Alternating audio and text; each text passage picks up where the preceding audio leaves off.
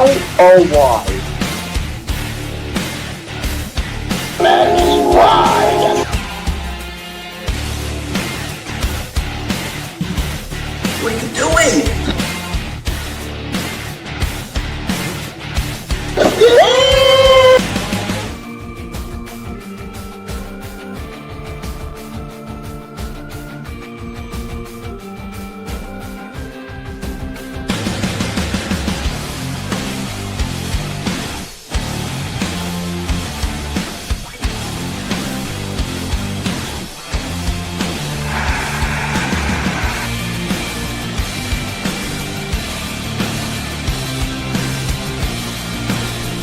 Sports!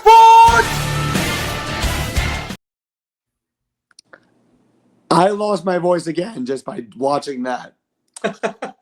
Okay. So, for those of you who tuned into Patrick's Happy Hour crossover episode with myself, Alec Nava, and Patrick Rush earlier today, God bless you for those who tuned in. We're back on the YouTube platform for episode 3 of Foursquare Sports. It's called My Shot. And the reason why is because we have a retention of the NHL Stanley Cup champion, the Florida Panthers, won back-to-back Stanley Cup titles. We're going to get into the Pac-12. We're going to get into a fantastic performance in the College World Series, as well as a peculiar trade in Major League Baseball. The Wimbledon's coming up soon, so we're going to go over our predictions for that tournament and so much more. And if you're wondering why my voice sounds like this, let me explain. Sugar, we're going down swinging by Fall Out Boy. Did the trick.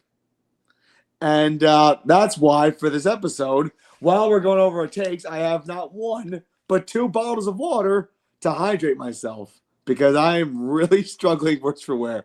But I'm a warrior. I always keep this going. Anyways, I'm Matt Sirianni. That's Kevin Zeltz from Texas. That's Alec Down from North Carolina. That's John Welch from Washington. How are y'all doing? Feeling great, Matt, on my end. Awesome. We're feeling all good. Awesome. Better than your vocal cords, Maddie. Better than your vocal cords. Is it too early to say that Matt is fried right now? Sugar Matt's vocal cords are going down, down. I don't know what part of the song, but they went down swinging. Oh God, big time. Okay, all right. In all seriousness, let's get right into it. We're gonna get right into it, actually, with NCAA. And the reason why You we're actually kind of sound like that picture on the intro now. Oh God, I can't. Okay, let's get right into it. Okay, we're gonna get into NCAA first. The reason why we're gonna get into NCAA first is because there's a lot to get into. We're gonna start off with the College World Series because we had a sensational performance on the mound in an elimination game between Arkansas and Murray State. In said elimination game, Gage Wood, the junior out of Lafayette, Arkansas, had a 119-pitch performance where he struck out 19 batters. The fastball was working really well. The one pitch that got away from him was a breaking ball that hit the batter on the toe in the 8th inning. But other than that, he was brilliant. 19 Ks. Like, you hardly see that in the major leagues. So, Gage Wood had a phenomenal performance. Unfortunately, Arkansas did not make the College World Series final. We'll get into that. But for those of you who are wondering, well, where's Gage Wood supposed to go? Gage Wood was originally projected to go in the top 50 before that performance. Now he's projected to go in the top 20 in this summer's MLB draft. So, Kevin, I don't know if you caught a glimpse of Gage Wood's performance, but what'd you make of what you saw? I caught the back end of it. I think like the last couple of innings I watched whenever I was hearing about it, and Gage Wood had command plenty. I mean, like you said, his fastball was working to great effect. He was getting a lot of swings and misses, and like the one blemish that he had was that he hit a batter. I think, correct me if I'm wrong, I think it was in the top of the 9th inning he hit a batter. Or was it the 8th? 8. Okay. But yeah, the one blemish he had no walks too. That's the more impressive thing. Right. Walks. That's really hard to do at any level. I don't care if you're college, if you're middle school, or even if you're in the pros. Not walking a single batter is really hard to do. And kudos to Gage Wood for doing what he did, because that is impressive. And that's only the 3rd time, I believe, that we've seen a no-hitter in the men's college World Series history. So he's got a bright future. And I'm sure that like whatever his draft stock was heading into that game is probably skyrocketed by now. So very good job to Gage Wood. And like you mentioned it before, his draft stock went up significantly. But also, I think the breaking ball wasn't working too well. But even when he faced a full count, he climbed the ladder. Some balls were up in the zone, but he got back to chase, which I thought was really impressive. Like he just was in control. He had everything. Like the arsenal worked. The breaking ball that just missed, if that didn't hit, he would have struck out the next batter and he would have had 20 strikeouts. Like, and the last pitcher to have a no-hitter in a College World Series game was Jim Wixom for Oklahoma State back in 1960. So it's been 65 years since something like this happened. And there have only been a handful of no-hitters in college baseball. We talk about college baseball, how, the offense is more explosive because of the aluminum bats and the batting averages are high. So to get a no-hitter in college baseball, even on a grand stage like the College World Series, it's significant. And it's kind of like Don Larson's perfect game in a World Series, except Gage Wood had just one bad pitch. But that was it. Now, I want to get to John on this one. For a 19 strikeout performance, you hardly see this. How impressive was it, especially against a team like Murray State, who had a really good offense this postseason? Oh, I think it's extremely impressive. And I don't think we've seen the value of this kid yet. I don't know how many times I've heard announcers watching these games mention Paul Skeens over and over and over. I think that's I think that's at this point that's Gage Wood. I think next year's men's College World Series, you're going to hear Gage Wood's name over and over and over again, comparing him to the pitchers that are going to be up there on the mound next year. I think that's how good that of a performance that's going to be. And then I really I wanted, I think I don't know if you guys saw this. I might have posted it in our chat, but his dad got the scorecard and the game ball, which I thought was really cool. That's awesome. I thought the NCAA social media room should have been fired for misnaming Arizona State as Arkansas when Arizona State got eliminated. But they definitely made up for it by giving the scorecard and the game ball to Gage Wood's dad. It's funny because I remember you put up the image and I said someone in the social media department is going to get fired. Now I don't know if that happened, but I think they definitely made amends for that by giving Gage Wood's dad the game ball. His mother Chastity was also in attendance for that performance. So it was a great moment. It was a great game, a great pitch performance. And keep in mind, the score was only 3-0. It wasn't like Domingo Germán's no-hit perfect game where it was 11-0. Murray State is an electrifying offense, but Arkansas hardly scored. So that's how awesome it was. Like he had it in his brain. Went, okay, my offense might not produce. I still got to produce. So that's what he did. But now onto the grand scheme of things for the Men's College World Series. The final has been set. It'll be Coastal Carolina of the Sun Belt, who have won 26 games in a row, taking on the 7-time national champion, the LSU Tigers. And this is a very juicy matchup because both these teams are well-faceted. Both these teams have a championship pedigree. And I think the most amazing thing is there's going to be jealous shots galore. I'm not going to have any, but I could absolutely. But I'm absolutely going to. So it's the best of 3. So if you win 2 of 3, you win the championship. Alec, please tell me what you're looking forward to for this College World Series matchup. Admittedly, I don't watch enough NCAA baseball, but you know what? I'll be pulling for Coastal Carolina to win it all. Even though LSU is the 6th seed and Coastal Carolina the 13th seed, I'll stick by North Carolina for as long as I can. Staying loyal to your state. Or that's what I like the 2 Carolinas, that is, because yes, I am staying loyal.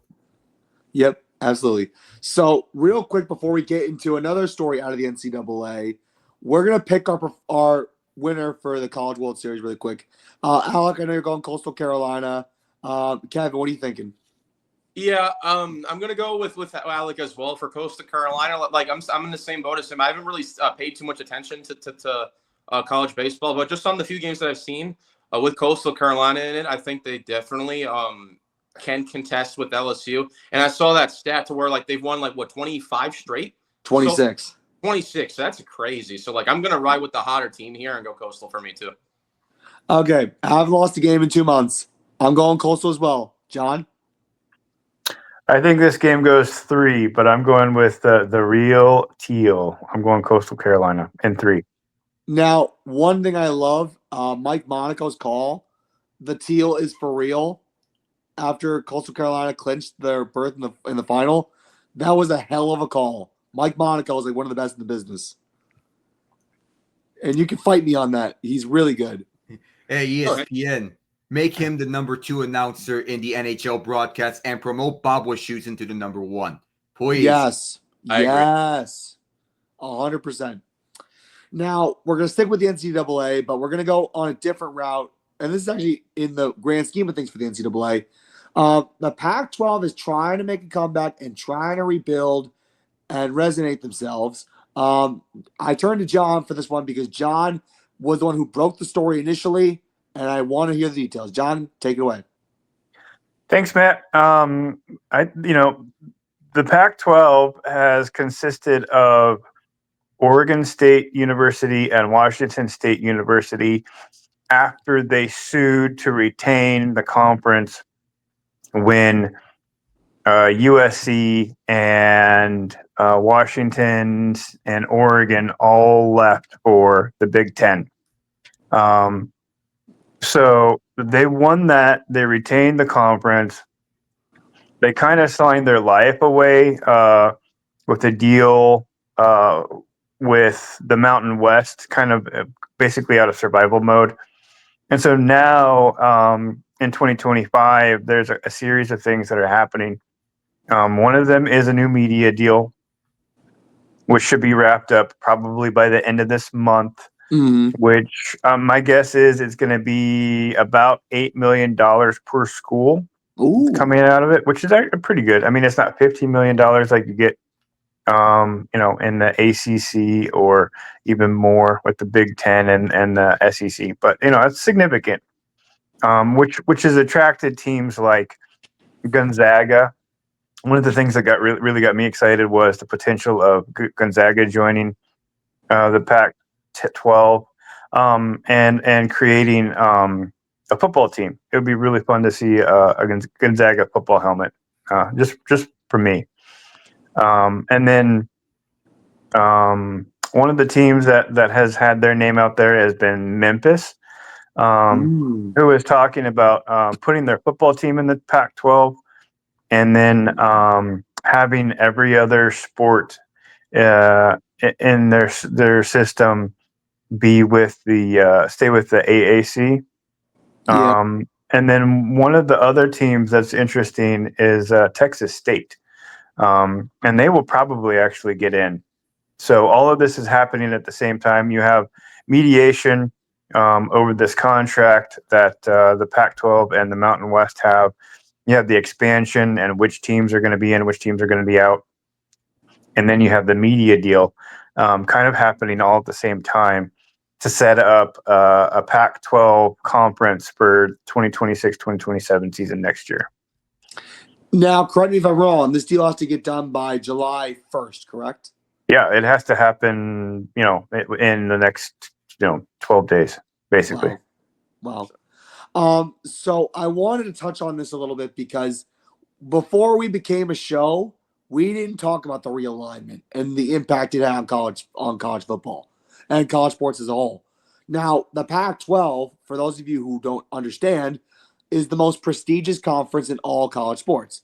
More national championships in that conference than any conference in the NCAA. And when the conference had to disband, it was a crushing blow because the Pac-12 has a big big foundation across schools like USC, UCLA, Oregon, USC, you name it. But Washington State and Oregon State try to keep the conference alive by keeping it a Pac-2 essentially. And what could happen is teams from the Mountain West might have to get picked off to join this new Pac-12. So keep in mind, a new conference would have to consist of 8 teams minimum. So if you're thinking maybe Texas State and Memphis and 3 from the Mountain West, that's 5. And then Oregon State, Washington State, that's 7. And then 8 would possibly be Gonzaga, as John mentioned. Kevin, what are your thoughts on this new possible resurrection of the Pac-12? I think it's great. I mean, like I was the same, just like everyone else. Whenever the Pac-12 disbanded, I'm like, why? I mean, like that's a big blow to college sports in general, because, like you mentioned, the Pac-12 is one of the most prestigious conferences in all of college, and for it to like go away like it did was a big shame. And now hearing this news that it might come back in its resurgence, I think is very good for college football. I mean, like very curious, like when John mentioned that Gonzaga was going to be possibly in it, I'm like, that'd be interesting, because Gonzaga, we know, is like mainly a basketball college, but I'm curious to see how they play football if Pac-12 were to ever come back, and I hope it does. So that should be interesting. Texas State, I'm a little bit interested in as well, because, like, as you know, I live in Texas currently, so Right. I know familiar with some of the Texas football colleges. And I know UT is going to be in there. UH, our football team sucks. I give us maybe a few years until we're actually maybe remotely good. Texas Tech is all right, but Texas State, I'd be curious just to see how they do if Pac-12 were to ever come back. So it's great. Now, Texas State is in the Sun Belt right now. And then Memphis is in the AAC, as mentioned before. Gonzaga is in the WCC, the West Coast Conference, where they dominate in basketball. And like I said, the Mountain West has had a little bit of a resurgence as of late. I mean, in all sports, the Mountain West has been really consistent. But the fact that you have to pick off from the Mountain West to make this, I guess it's worth it. But I want to go to Alec on one other thing. We never talked about the realignment of college sports as it is, with those 4 schools going to the Big Ten, and then Stanford and Cal going to the ACC, and what have you. How has the realignment dysfunctioned college football in some way, shape, or form? It breaks up geographical barriers here. When you have Stanford and Cal over the ACC now. The ACC is an East Coast conference. That conference is 2 West Coast teams and a Southwestern team in SMU. That doesn't fit the mold at all. Now, the Pac-12 is trying to make a comeback, not only by adding Gonzaga, but you also think of Boise State, who dominate football with Ashton Genty. San Diego State, good in college hoops. They made the national championship just 2 years ago. So if you want to make a comeback, you, of course, want to get some teams over the Pacific side to get onto your conference. Fresno State, that's another good one. Cal State, Bakersfield. Okay. Colorado State, Utah State. And now we're talking. The one university that shocked me was Little Rock, which is an associate member. Cal State Bakersfield and Cal Poly are associate members, but those two make sense. Little Rock being associate member doesn't make a lot of sense to me. That would be an associate member that we expect for a different conference. But nonetheless, if the Pac-12 is trying to make a comeback, you know what? I'd be for it. Just focus more on the regional side of the basis, like what the NCAA should have done with the ACC. They should have focused on region. When you focus on ACC, SEC, Pac-12, region-based conferences should always be the main focus, which makes the move of Oregon to the Big Ten that much more confusing. And with SMU, Cal, and Stanford going to the ACC, does not make a lot of sense at all. I'm happy that the Pac-12 is coming back, but all the shifting around and conferences confuses the hell out of me. Yeah, it really does. It's geographically inconvenient in your mind. Like, think of it. Like, Rutgers is not in the Midwest, technically, but the time zone is the same with the Midwest. But Rutgers going to California to play USC in football. No, thank you. No, thank you. Like Michigan going to Oregon to play basketball? Hell no. Because what that means is the time zone difference. Remember, keep in mind, West Coast, Midwest, 3-hour time zone difference. So 11 o'clock on the West Coast is 8 o'clock their time. Or 11 o'clock here is 8 o'clock there, which is annoying. Because while I'm asleep, hugging my pillow and just try and drink as much water as I possibly can, I have to watch the game at a late time, and I go to bed like possibly 2 o'clock in the morning. It's inconvenient, is what it is. But the trickle down effect is it has we haven't actually seen what the potential of the trickle down effect is going to be. With Gonzaga putting their hat in the ring, there's now talk that St. Mary's wants basketball to be Pac-12 just because they're going to follow Gonzaga, which makes sense. And then you have a brand new football conference with teams that are trying to step up, right. like Texas State. So it's not done. There's a lot left that we don't know happening. So the outcome probably won't. We won't see the real fallout for another 3 weeks, I would say. Well, you got to remember, they only got 12 days to get something done. And I'm assuming if they don't get anything done this year, potentially next year, because this idea just started to trickle up just a few days ago. There's $55 million involved between the Mountain West and the Pac-12, and whoever gets that money, if the Mountain West gets that money, or if the Pac-12 gets to keep it, then they have the upper hand on recruiting other programs. So that's going to be the ultimate fallout for me, is what other schools get recruited with that $55 million. Interesting. That's part of the mediation. Yeah, absolutely. So I hope the Pac-12 makes a comeback. Like, we can't get rid of one of the best conferences in college sports and then just make it a Power 4 system the way it has been. I mean, the Pac-12 is college football. It's college sports as a whole. I mean, you think about college basketball, you think of UCLA. When you think of college football, you think of USC. When you think of college baseball, really nothing in baseball, but like the two major sports in college come from the Pac-12, and they had to dissolve it. The Rose Bowl is Pac-12.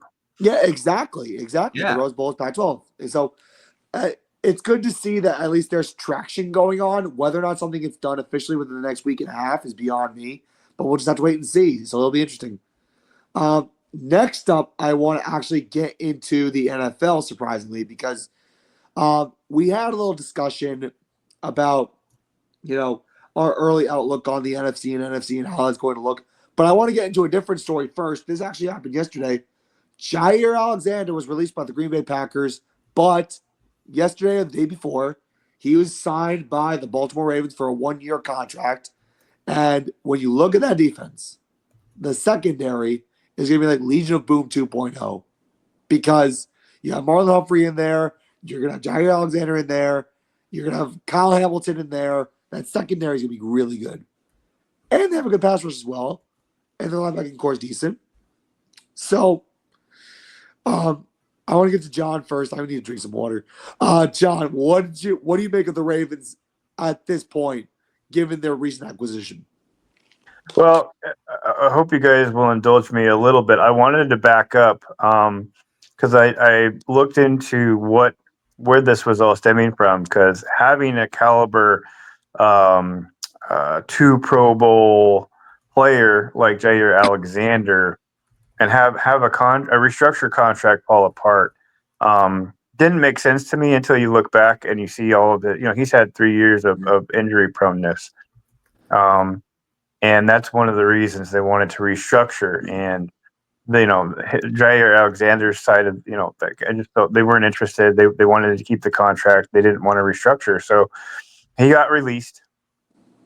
I was betting money that the Ravens were going to do something. I wasn't sure what they were going to do. But having him over there makes total sense. They had the money. Their starter at that position was injured about 3 weeks ago, I want to say. Right. So they have been looking for somebody to step into that role. And I think they have their eye on the prize. I think they have the eye of the tiger right now with looking, down the barrel of the gun straight at the Chiefs. I think, they lost to the Bills, and they know that they have to beat the Bills and the Chiefs this year. So picking up Alexander is a piece that helps them do that. I mean, they are part of a three-headed monster in the AFC. I mean, you look at Baltimore, Buffalo, Kansas City. Kansas City is always going to be the top dog to pick on because they've been in the Super Bowl 5 of the last 6 years. Eventually, Baltimore or Buffalo are going to try and pick them off. I mentioned this before. I said that the Bengals in 2021 were like a breath of fresh air, but Alec mentioned it before. It's kind of looking like a fluke now because Cincinnati hasn't really capitalized on that.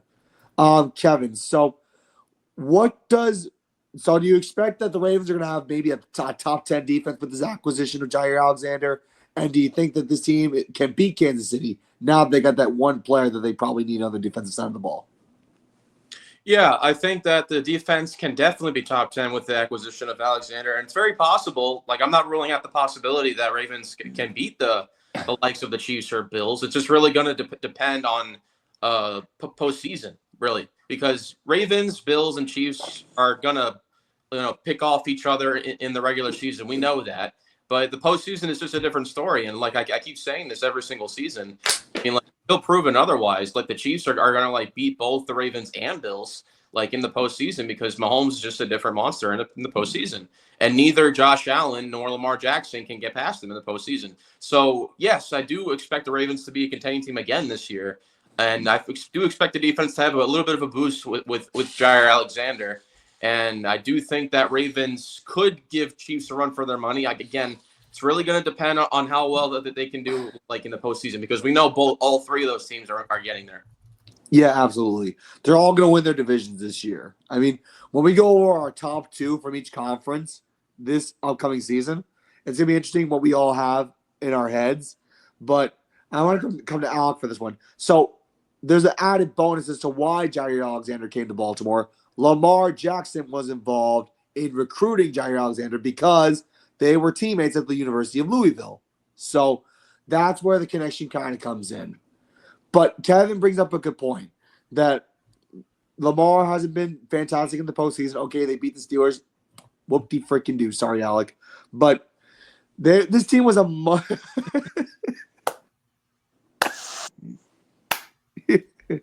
this team was a Mark Andrews catch away from the AFC Championship game.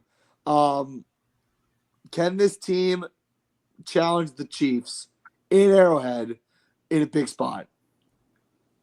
As long as John Harbaugh doesn't get in the team's way again. That's what I'm going to put.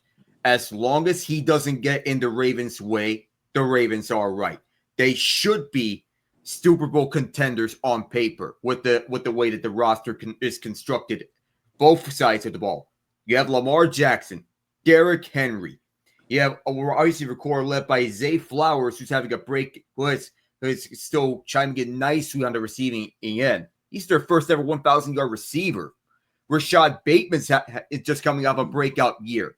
Mark Andrews and Isaiah Likely, that's a nice 1-2 punch at the tight end set. I don't know how long Andrews has as a starter, but I imagine at one point Likely could overtake him as a starting tight end. And either way, you will not be wrong having either one as TE1 or TE2. Not a bad idea. Offensive line is set. Ronnie Stanley, Tyler Linderbaum leading the way.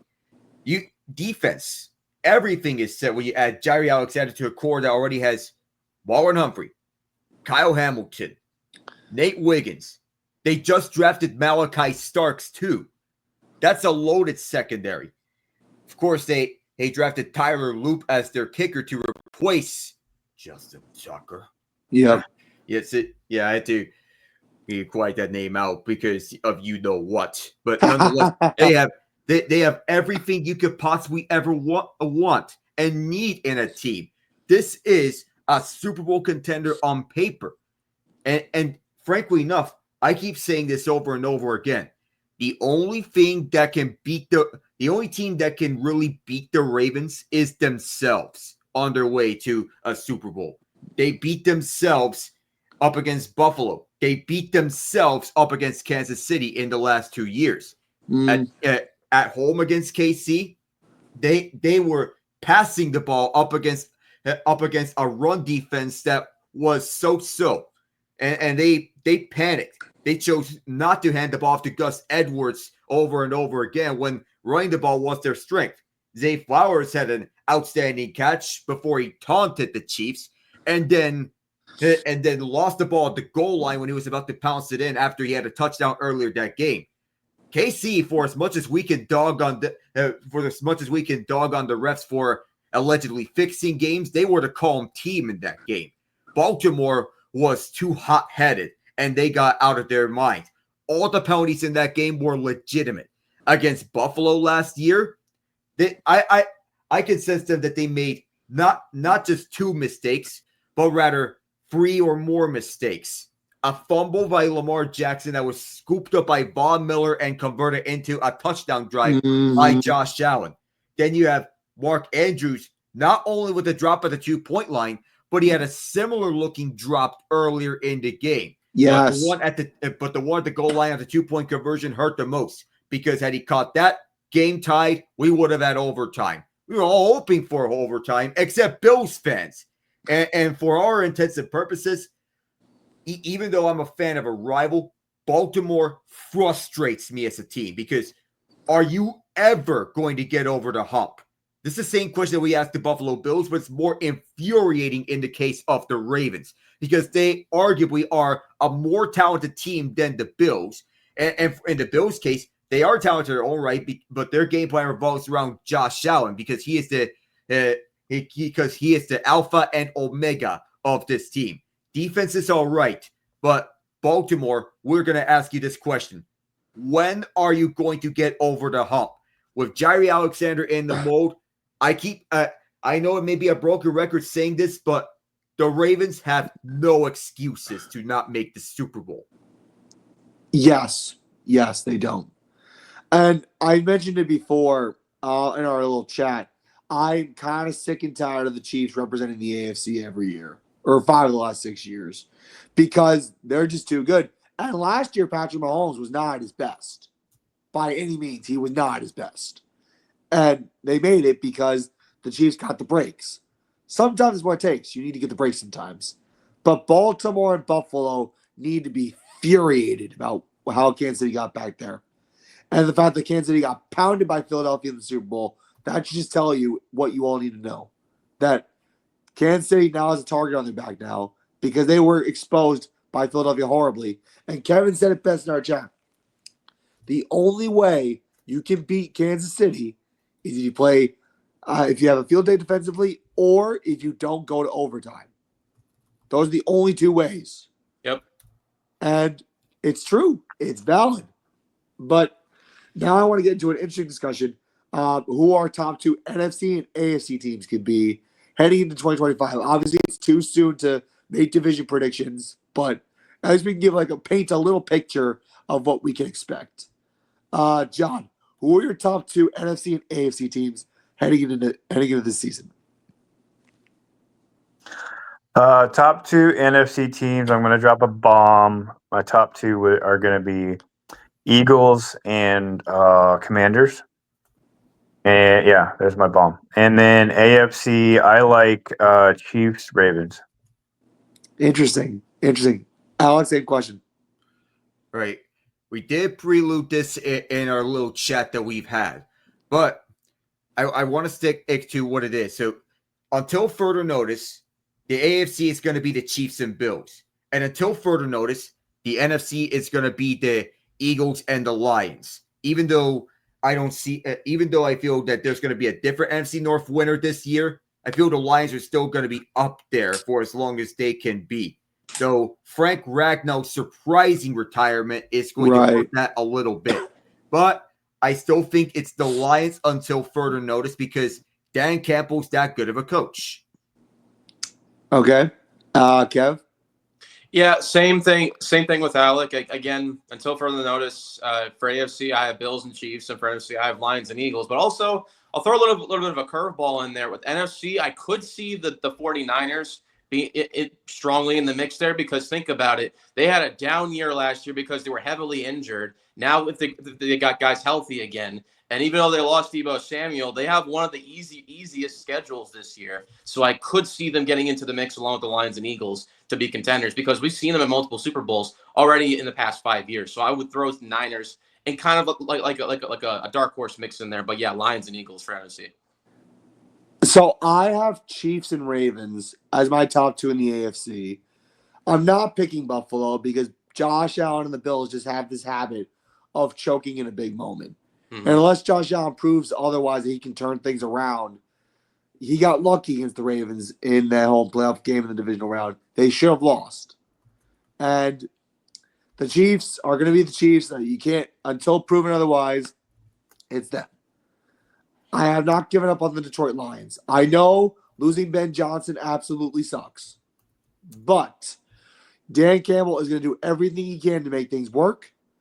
I think Jared Goff has at least one or two more good years left in him for this Lions team. The Eagles are a juggernaut on both sides of the ball. And it sucks that Saquon's with the Eagles now because he'll be doing more backward hurdles over the Giants for years to come. And, this team's just well put in many aspects of the game. They played the game very exceptionally well. And think of it.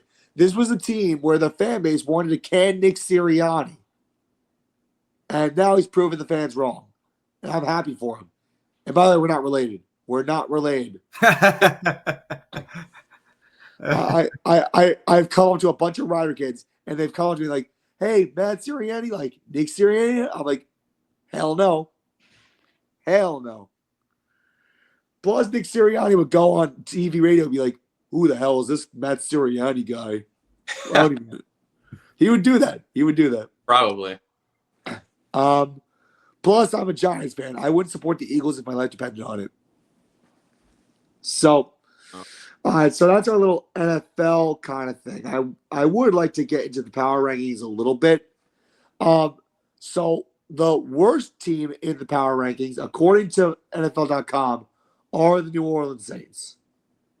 The Giants are ranked 27th. Those are the highlights so far. Oh, God. I'm trying to get through this. You can do this, Matthew. You can do this. So the Pittsburgh Steelers are in the top half, I want to say. Oh, no, that's the draft. Oh, God. Where's the power rankings? Oh, here we go. So the Saints are dead last. The Titans are second from the bottom. Then it's the Browns, the Panthers, the Jets are the bottom five. Then there's the New York Giants, as mentioned before. And then the Eagles and Chiefs are number 1 and 2. The Bills, Ravens, and 49ers round at the top 5. John, does that top 5 surprise you with the power rankings this early on? Yeah, I don't have. I think the 49ers are going to get surprised. You had the Cardinals and the Seahawks both have A+ drafts. Cardinals had an outstanding offseason. They did. And they're not the same defense that they were. The Cardinals defense was 31st last year, only better than the Panthers. And they got significantly better between the draft and the offseason. And I think the Cardinals are going to be probably number 2 in their conference. So it's going to be really interesting. I have the San Francisco 49ers losing their first game at Seattle. So right. I don't think, the Niners lost a lot of players on defense. They lost Deebo. And Kittle, I think Kittle only played half of the season last year. Yes. So his injuries are getting more and more. He just got paid. So I wouldn't be surprised if he sits on the bench for half the season again. And outside of Ayuk, who are you throwing to? I mean, I don't think they have an outstanding Jawan wide Jennings. receiver. Come on, Jennings. Yeah, exactly. I don't Ricky think they have Pearsall? that. They don't have a Pearsall, Jennings. They don't make a splash for me. So I think they have a good record, or not a good record, a good schedule. I don't think they're the third best in the league. So the reason why I mentioned the 49ers is because they have this pattern where they make the Super Bowl, injuries, make the Super Bowl, injuries. But in between those two patterns is they have playoff appearances and they go pretty far in the playoffs. But in the years where they're not injured, this is a good football team. And you mentioned the Arizona Cardinals. I like the Cardinals a lot. This was a team that was actually in first place late in the year last year. So I can see the Cardinals absolutely making a splash to compete for the NFC West. I know the Rams have been consistently up there in the last few years. I know San Francisco's good. Seattle, I don't know where they stand yet, especially now that they have Sam Darnold at QB, and now they have Jalen Milroe waiting in the wings. Alec, where do you stand on the NFC West at this point? It's a very complicated division. I feel the Rams may be winning the NFC West, but the 49ers are going to be right in that argument and the same boat of what they're going to be and among the wild card teams. I could see them having a bounce back year, but they're the most volatile team that I could see because they're unpredictable. There's not really a true game changer at the wideout position, but at the same time, they invested heavily on defense in the draft. Not just Michael Williams. They invested heavily on their defense so as to keep up that same pressure that they've had all through the years. But I feel they're going to be in it, though I may be worried about the injuries that may be catching up. Not just Kittle. Christian McCaffrey had himself an injury-riddled campaign. Yes. And we're not sure of his status. The entire running back room all suffered an injury at some point in the year. It's not just Jordan Mason in that regard. We speak of McCaffrey, Mason, basically everybody got hurt. Well, I wouldn't be surprised if the ambulance breaks down in the middle of it if this injury bug were to worsen onwards. But it's just that bad throughout last year. But it's just an ongoing trend. Make the Super Bowl, lose the Super Bowl, injury-riddled season. Then playoff appearances, Super Bowl, injury-riddled season. I feel they're going to make the playoffs. They're just going to be second in the division from what I believe. Interesting. Kevin, where do you stand? Yeah, I'm kind of in the same boat as Alec here. I think Niners, it's going to really depend on the injuries, if they're significant or not. If it persists again like it did last season, I could see the Seahawks easily winning the NFC West. But if Niners are healthy, I don't see a reason why they can't contest with Seattle for that division. Because like I said, that's why I threw in the Niners as kind of like a back end pick for for my NFC picks after the Lions and Eagles, because like you said, Matt, that after they've had an injury-ridden season, they've always been healthy again this season after, where they've either made the playoffs or made the Super Bowl. It's like a kind of consistent trend with them. Right. So, like I said, if McCaffrey's healthy, if all the guys are healthy, if they can do well receiving with no Debo, I'm going to guess that Pearsall is going to be like the new Debo in this case in terms of like how much he's going to get targets. But yeah, Seahawks, I still think that's kind of the safer bet for me for that division, because you never really know with the Niners because they always get injured. But like I said, if they're healthy, I see no reason why they can't win that division. Cardinals could surprise a little bit. Rams, I'm not as high on them, because with losing Cooper Kupp, you just don't know what you're going to get out of them. So I would still say probably Seattle's the safest bet here. Seattle's an interesting pick because they did have a pretty interesting offseason. And I don't know if the question is Mike McDonald. That's my main point of focus with Seattle. He's only his second year as Seattle head coach. He's mainly inexperienced. He's a defensive coordinator before coming to Seattle. And they're going to Sam Darnold, and they have Jalen Miller waiting in the wings. Yes, you got Cooper Kupp, but the running game has been ineffective for the most part, unless, a Kenneth Walker III can stay healthy and the offensive line improves. That's really what's keeping Seattle away, for me, from winning the NFC West. Would you agree, John? No. What you're going to see this year is a lot more running. They actually drafted a running back because of the injuries to K9. So what's going to be really interesting is under the Clint Kubiak system, there's going to be a lot more running, and that's I like Kenneth Walker in drafts for fantasy this year because of Clint Kubiak. Last year was Ryan Grubb. Ryan Right. Grubb threw the ball way more in his offense coming out of UW. And so the running game just wasn't there because it was more aggressive down the field throws with Geno Smith. With Sam Darnold, I think the only question is the Seahawks O-line as good as the Vikings had it last year? That's my only question. And I think another question is, was Sam Darnold's success last year a part of Kevin O'Connell, or was it just a flash in the pan year? That's what's kind of was also like telling my brain about Sam Darnold and how he's going to be this kind of year at QB. I just as a side note, Okay. I actually was looking into where things are at because the Seahawks have so many slot receivers right now. They're going to mostly play JSN on the outside and Cooper Kupp in the slot. Right. So I think that'll be really fun. That's going to be interesting. I like where Seattle is going. John has more insight on Seattle than any of us all combined.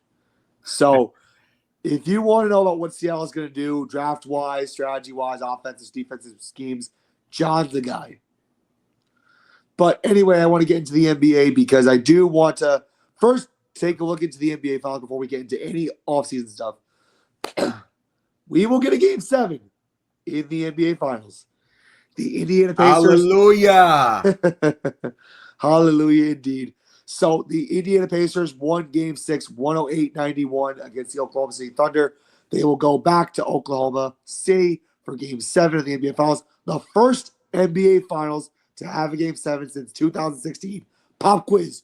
Who was the NBA Finals matchup that year? Cavs Warriors. Correct. Oh, blocked by James. Blocked by James. LeBron James with a rejection. One of the most sickest blocks in that. Oh, no. I don't know if I should say. Blood. This is for you. Yeah, it's a quick, easy trivia question. It's been Cavs and Warriors from 2015 to 2018 every single year, and that was correct. Literally every single year, and that was probably the longest stretch where like it was the same opponent every single year because they were both teams were just that good. They were. Oh man, they were. They were awesome. That was a high quality basketball series, by the way. This has been a high quality too. The Pacers have had their bright moments. It's kind of been an exchange of blowouts, I guess you could say, because other than Game 1, these games have not been close. And like Game 5 was a blowout. Game 6 was a blowout. Game 2 was a blowout. So you're not getting like a really even matchup, I guess you could say. But they're going back and forth and trading blows. Game 7 should be close. And if you want to know the spread for Game 7, before we make our picks on Game 7, the spread going into today was Thunder minus 8.5. It dropped a point to minus 7.5. So for those of you who are bettors, if you see the line drop, you go the other way and you bet the Pacers. But 7.5 is a lot of points. So you know where we do here. We go based on the spread. John, if you were better, where would you go with this? Well, I have to stick to my guns, Matt. I have to go. I'm in a corner. I have to go OKC. -7.5. Okay. Alec, you're neutral. What do you think? We previewed this over at Patrick's Happy Hour to speak of what we were. The last 5 Game 7s have been classics. Oh, Houston against the Knicks, San Antonio against Detroit, the Lakers and Celtics in 2010, Heat and Spurs 2013, and you got blocked by James in 2016.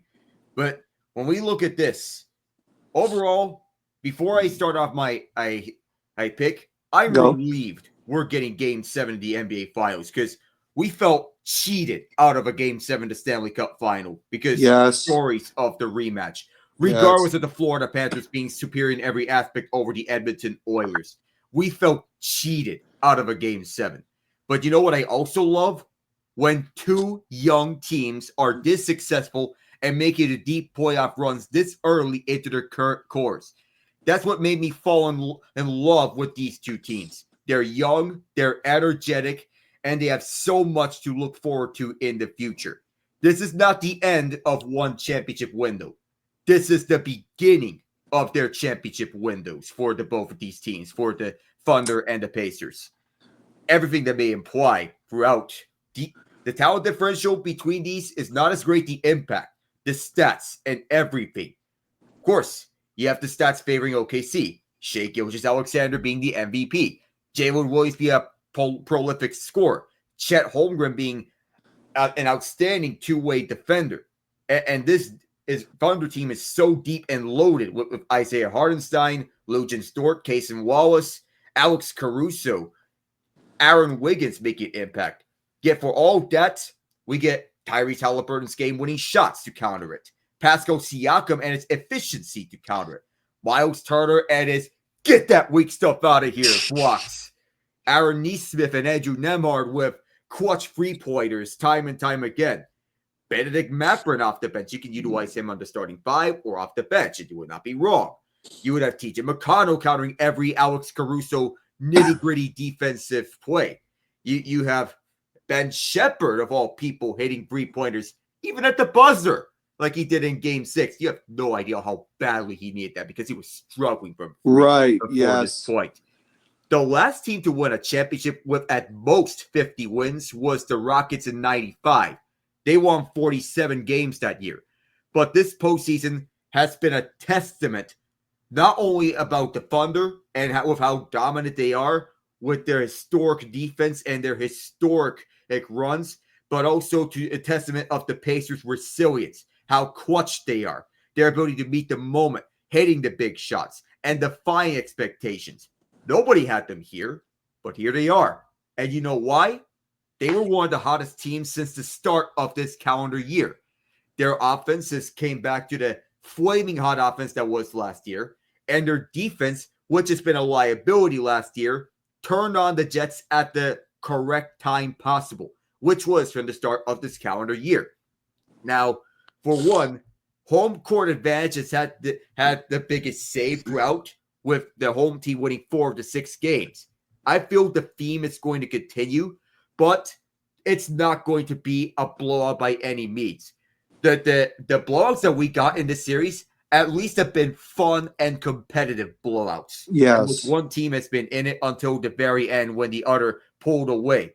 We got Game 1 when the Thunder, they thought they had this in the bag. Nope, here is Tyrese Halliburton. I'll just readily throw another game winner. Nothing special. Game 2, OKC was angry. Game 3, Benedict Mathurin with the game of his life and Tyrese Halliburton with a near triple-double. Game 4, Thunder take advantage of several Pacer miscues. Man, those missed free throws were brutal for Mathurin. Game 5, same thing as Game 3. Or same thing as Game 2. Game 6, you reverse the fortune from what was seen in Game 2, and the Pacers, they stomped the Thunder out of their own building. Momentum doesn't exist within a series. It only exists within a game. And here, I think the theme of home court advantage will carry on to a Thunder championship and a Shai Gilgeous-Alexander Finals MVP. Final score, 107-102. So you have the Thunder winning, but they don't cover. They don't.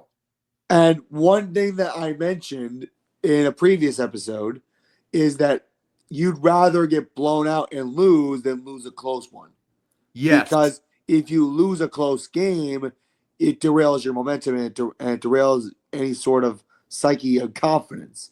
If you get blown out, it's like, okay, let's make these adjustments really quick and we'll get back on top. Yeah. Like I've said that time and time again, and it works. It works because every time someone gets blown out, the next game, bam, they're back in position to win. And I'm going with that same basis, Matt. Yep. Kevin, what are you thinking?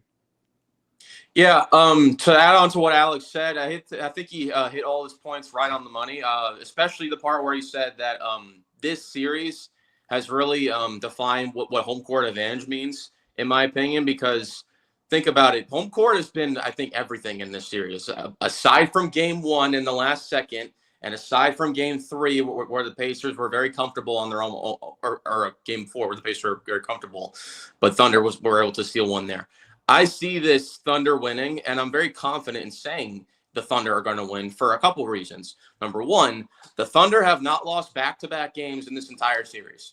Every time that they've lost, they have immediately responded with a bounce-back win in a big way the game after that. And also, they're very comfortable on their own home court. The only game they lost was game 1, where it took another Tyrese Halliburton miracle shot at the last second to beat them. And I think that SGA is going to do his thing. Jalen Williams was terrible last game. I think he had one of the worst plus minuses or something like NBA Finals history. But minus 40. Exactly. So that's not good. But Jalen Williams, the last time they played in Oklahoma, he had the game of his life. So it's complete opposite game. Also, I think when you consider the fact that the Thunder, I think game 6, I don't think Thunder had any intention to win that night. I don't think so, because they didn't play the way that they were going to, like, hey, we're going to close it out tonight here in Indiana. I don't think they were playing that way at one bit. The reason why I say that is because they were doing what the Boston Celtics did in the Knicks series in game 6 of that series, where they had to resort to getting desperate and shooting a lot of threes. And the Thunder, I think at one point they were like 1 for 16 from 3-point range. Abysmally bad.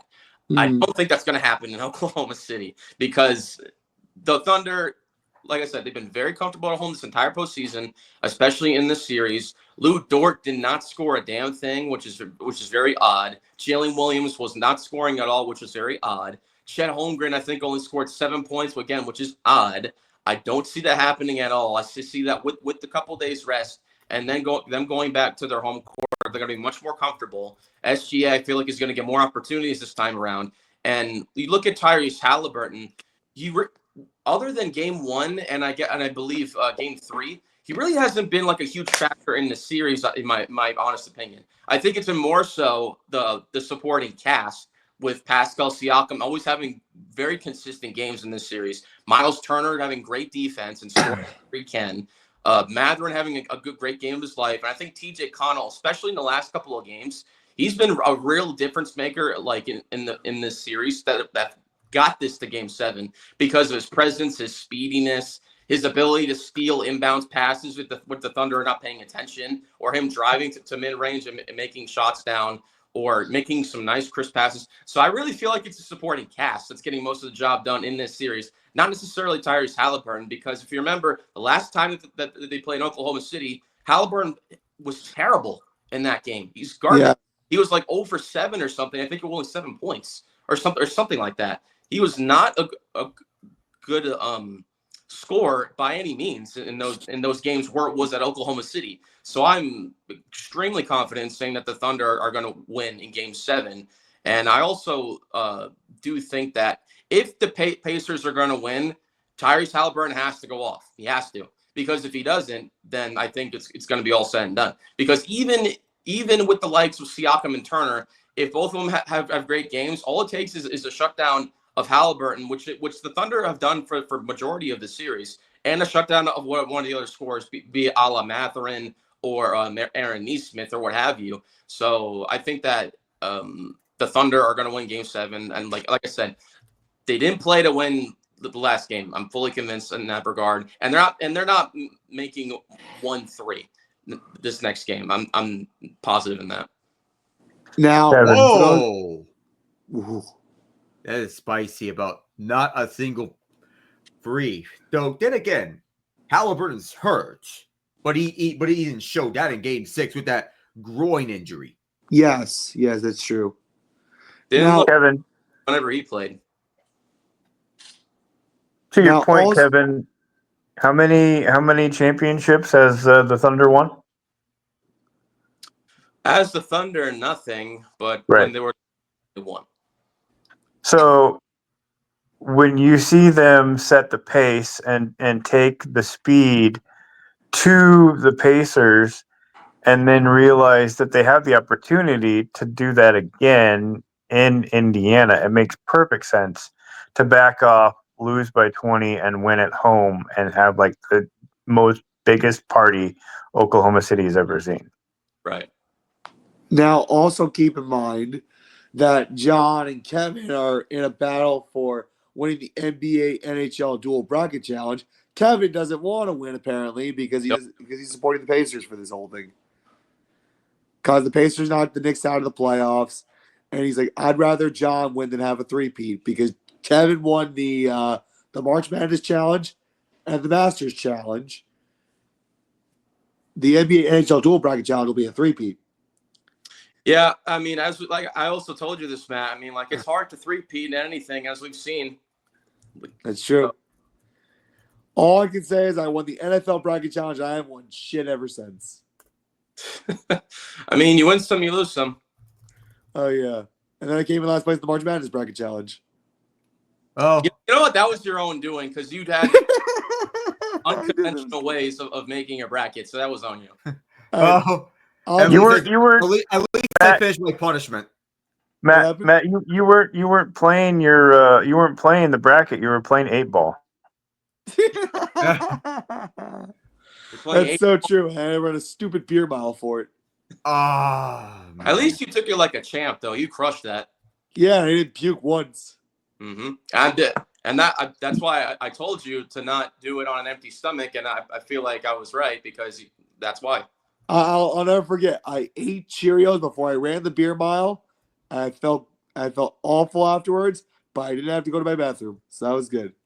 You look like you're ready to do one more mile. I probably could do one more mile if the situation is right. well, If the situation is right. But then you also vetoed it for the rest of all time until further notice. well, at least on your end.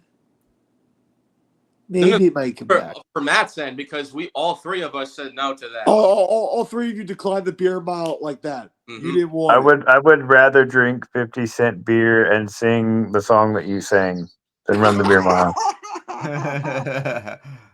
Oh no! Oh my god! All right, now next up on the NBA list, and this is actually kind of a big story. This happened yesterday. The Buss family sold the Lakers for a rousing $10 billion, and Mark Walter of TSG Entertainment will purchase the Lakers and now owns the Lakers and the Dodgers. So he owns two Los Angeles companies. Now, one thing Kevin said, and I hope this doesn't happen, is that the Lakers might defer NBA contracts now. Please don't happen. But, John, John, what is the significance of Mark Walter purchasing the Lakers? Well, I was actually thinking about that question. I didn't know you were going to ask it, but what I see happening in the top echelon of sports ownerships is more conglomerates, like you have with the Commanders. And then that's kind of the situation you have popping up all over when a new ownership comes together to purchase a team. That's what you're going to see. That's going to be the pattern.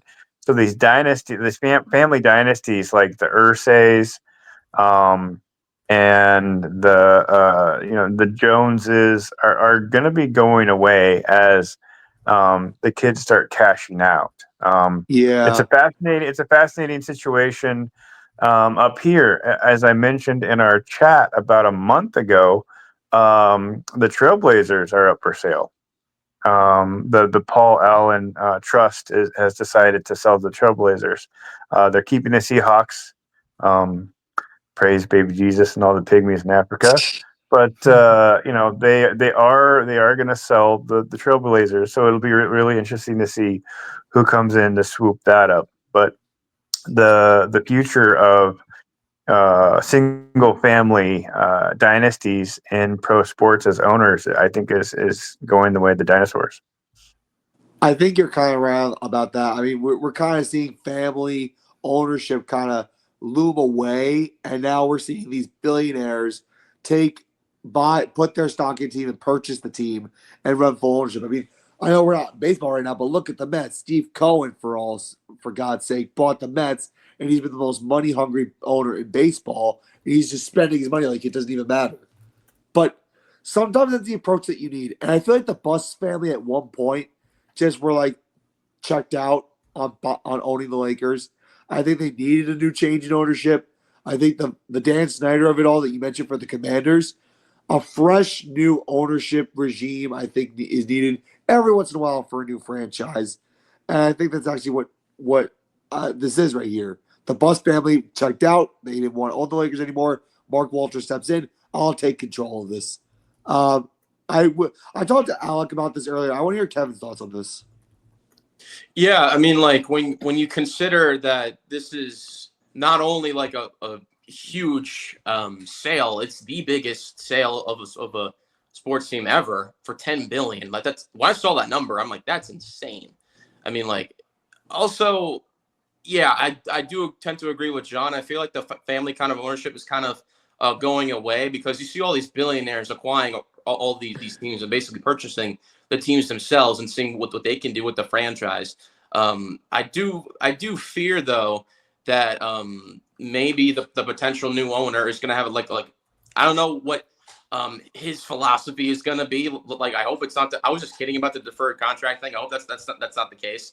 But now with this guy purchasing the Lakers, how is I'm very curious how he's going to construct this new Lakers team because clearly, like if it were me, I would build everything around Luka, but I'm not sure what this guy is going to be doing with now that then as the new owner of the franchise, especially like when you don't know how much years LeBron has left. I mean, he said that like maybe he'll have like 1, maybe 2 more years, but we'll see if it even comes to that. But I think he should just retire already, in my opinion. But we'll see what the Lakers new owner has up his sleeve. So I'm very curious.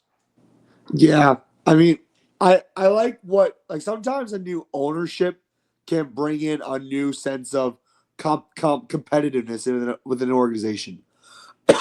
Sometimes you'll get owners that are cheap, that don't want to invest, that don't want to do anything. If you're competitive enough to buy a franchise, you have to treat that like your child. I know, bless you. So it's an old mental thing, and a more of a competitive thing when new owner comes in. So now I want to get into the Knicks head coaching search because we didn't touch on that last week.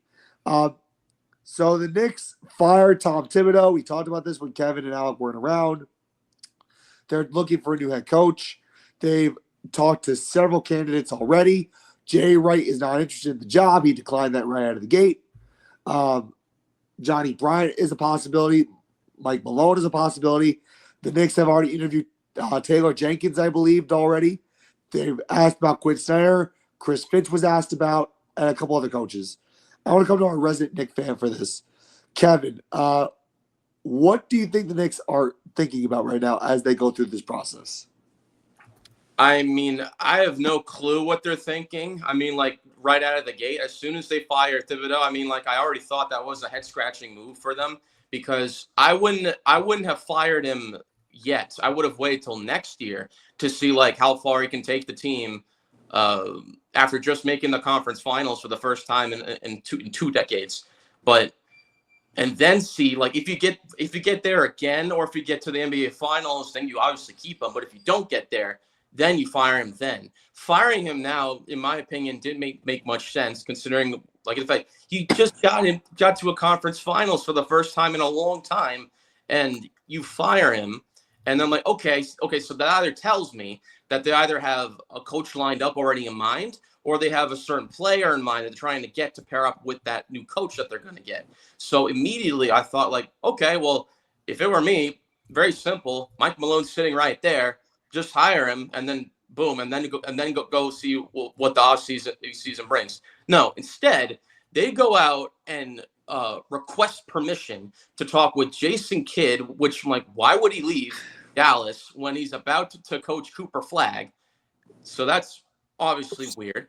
Chris Finch, he already has a good job, and like he's under contract. Why get him? And he's already has Anthony Edwards, so don't know why. Quinn Snyder, what the hell are we doing with Quinn Snyder? He's on the Hawks, and like the Hawks are not going to get rid of him because he's had strong success there. And then Billy Donovan. I'm sorry, Billy Donovan? We're going to go from Tom Thibodeau to Billy Donovan. Are you kidding me? That pissed me off right there. Billy Donovan. You could have gone with literally anybody else. The Bulls are terrible. Yeah. They are not a good team. And I'm not going to give it all to Billy Donovan, but like it's coaching's part of the problem there. Why are we even suggesting to even talk to Billy Donovan? That was scratching to me.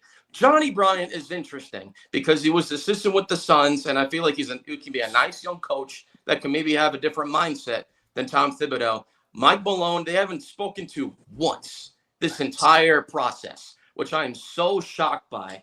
And I know that they recently interviewed both Taylor Jenkins and Mike Brown, which are both cool candidates. But I'm so surprised they haven't talked to Malone. The only reason I can think of why they haven't yet is because of the reason why Malone got fired is because he had disagreements with the GM for the Denver Nuggets whenever before they fired him because of who he wanted to start or what the GM wanted to start. Malone wanted to start Westbrook, and then the GM wanted to start a different guy, I forget his name, instead of Westbrook and have Westbrook come off the bench. Obviously, there were some disagreements there, but that was another head scratcher for me. Like, even before all this happened, you don't fire Mike Malone when he gave you your first ever championship. And when you're still in the playoffs, you're a postseason team. And even without him, the Nuggets still managed to take it to the Oklahoma City Thunder in the second round of the West of the Western Conference playoffs. But you don't fire Tom Thibodeau and then immediately pivot to guys like Quinn Snyder and Billy Donovan. And when Mike Malone is sitting right there as literally like the best candidate, in my honest opinion, when you consider the fact of what an amazing job that he's done with the Denver Nuggets and their franchise, and for them to fire him the way he did, for the Grizzlies to fire Taylor Jenkins the way they did, similar case. They were having a bit of a losing streak, but you were still a postseason team, and then you just fire him. So I wouldn't be too mad if we got Taylor Jenkins after all things are said and done, or even Mike Brown for that opinion. But also, I'm just not as confident if Taylor Jenkins or Mike Brown are any significant upgrades over Tom Thibodeau, because all three have very different coaching styles, and obviously the way Thibodeau likes to coach is he likes to run his starters into the ground and not really utilize the bench as much until Game 3 of the Eastern Conference Finals, when he was getting criticized for it by not going deep into the bench. And immediately the team was better because of it, because you saw it.